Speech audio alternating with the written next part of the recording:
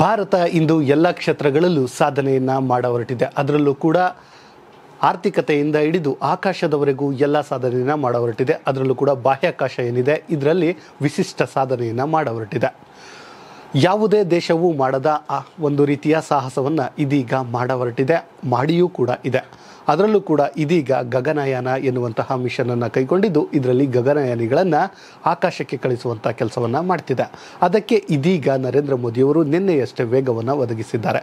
ಹಾಗಾದರೆ ಏನದು, ಅದೆಲ್ಲವನ್ನು ನಿಮ್ಮ ಮುಂದೆ ಇಡುವಂಥ ಕೆಲಸವನ್ನು ನಾವು ಮಾಡ್ತೇವೆ. ಭಾರತೀಯರ ಬಹುದಿನದ ಕನಸು ಏನಂದರೆ ಬಾಹ್ಯಾಕಾಶಕ್ಕೆ ಭಾರತೀಯರನ್ನು ಕಳಿಸುವುದು.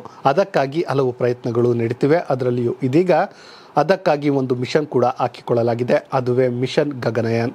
ಅದಕ್ಕೆ ಏನೆಲ್ಲ ತಯಾರಿಗಳು ಬೇಕೋ ಅದೆಲ್ಲವನ್ನು ಮಾಡಿಕೊಳ್ಳುವಂಥ ಕೆಲಸವನ್ನು ಇದೀಗ ನಮ್ಮ ಹೆಮ್ಮೆಯ ಇಸ್ರೋ ಮಾಡಿದೆ. ಮುಂದಿನ ದಿನಗಳಲ್ಲಿ ಇದು ಯಶಸ್ಸು ಕೂಡ ಆಗಲಿದೆ. ಯಾಕಂದರೆ ನಮ್ಮ ಇಸ್ರೋದ ಚಾಕಚಕ್ಯತೆ ಅಂತಹದ್ದು.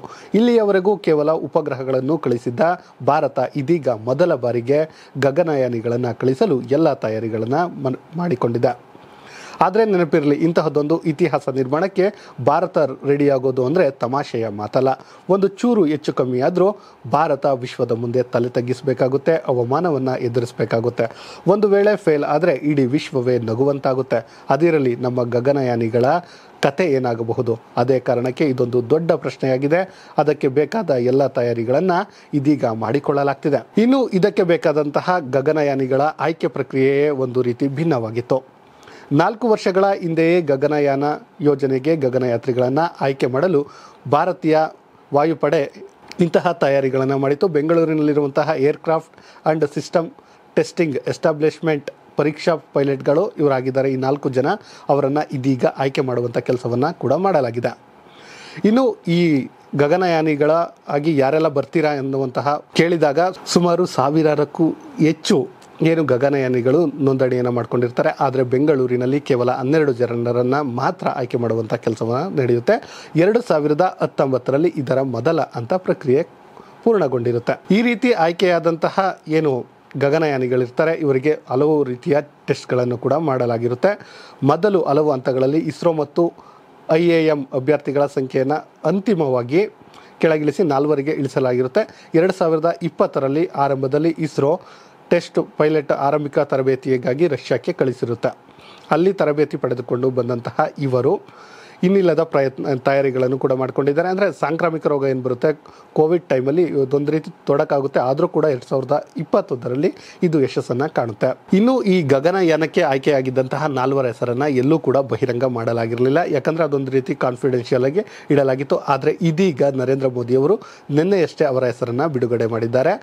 ಅವರುಗಳೇ captain P. Balakrishnan Nair, group captain Ajit Krishnan, group captain Angad Pratap ಮತ್ತು ವಿಂಗ್ ಕಮಾಂಡರ್ S. ಶುಕ್ಲಾ ಅವರು ಇದೀಗ ಗಗನಯಾನಿಯಾಗಿ ಹೋಗ್ತಾ ಇದ್ದಾರೆ. ಆ 4 ಹೆಸರನ್ನು ನಿನ್ನೆ ನರೇಂದ್ರ ಮೋದಿಯವರು ಬಿಡುಗಡೆ ಮಾಡಿದ್ದಾರೆ. ಇನ್ನೊಂದು ವಿಚಾರ ಗೊತ್ತಿರಲಿ ಸ್ನೇಹಿತರೆ, ಈ ಗಗನಯಾನಿಗಳಿದ್ದಾರೆ ಇವರು ಕೇವಲ ಭಾರತದಲ್ಲಿ ಮಾತ್ರವಲ್ಲ ರಷ್ಯಾದಲ್ಲೂ ಕೂಡ ತರಬೇತಿಯನ್ನು ಪಡೆದುಕೊಂಡಿದ್ದಾರೆ.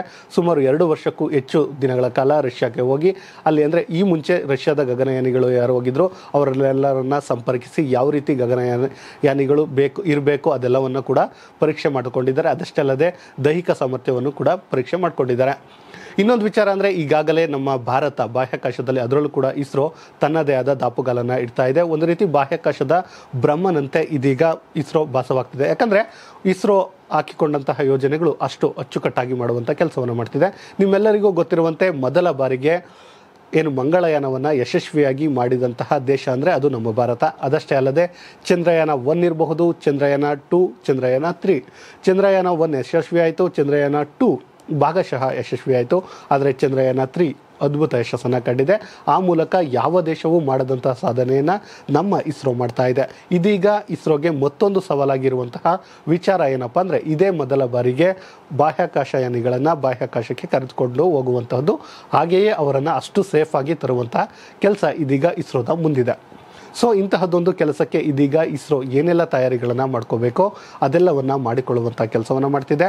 ಅದಕ್ಕೆ ಇದೀಗ ನರೇಂದ್ರ ಮೋದಿಯವರು ವೇಗವನ್ನು ಕೊಟ್ಟಿದ್ದು ಯಾರೆಲ್ಲ ಅಂದರೆ 4 ಜನ ಏನಿದ್ದಾರೆ ಅವರ ಹೆಸರನ್ನು ಘೋಷಿಸುವ ಮೂಲಕ ಗಗನಯಾನ ಸದ್ಯದಲ್ಲಿಯೇ ಗಗನಯಾನ್ ಮಿಷನ್ ಏನಿದೆ ಅದು ಸಾಧ್ಯವಾಗುತ್ತೆ ಎನ್ನುವಂತಹ ವಿಚಾರವನ್ನು ಇಡೀ ವಿಶ್ವಕ್ಕೆ ತಿಳಿಸಿದ್ದಾರೆ.